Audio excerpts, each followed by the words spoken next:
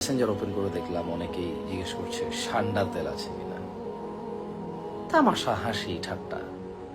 অথচ বেকারত্ব, দরিদ্রতা, অসুস্থতা, বালা মুসিবত, অতিরিক্ত খরা অথবা অতিরিক্ত বৃষ্টি, মানুষের অভাব অনটন, অসুস্থতা, মানসিক যন্ত্রণা, চারিদিকে আমরা নিমজ্জিত, জর্জরিত।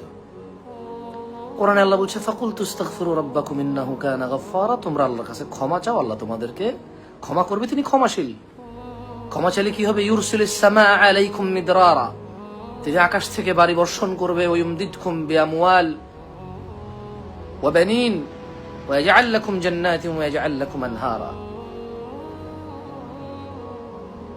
তুমি আল্লাহর কাছে মাপ চাইবে, আল্লাহ তোমার জন্য, আল্লাহ তোমার টাকা পয়সা বৃদ্ধি করবে, ধন সম্পদ বাড়াবে, ছেলে মেয়ে দান করবে।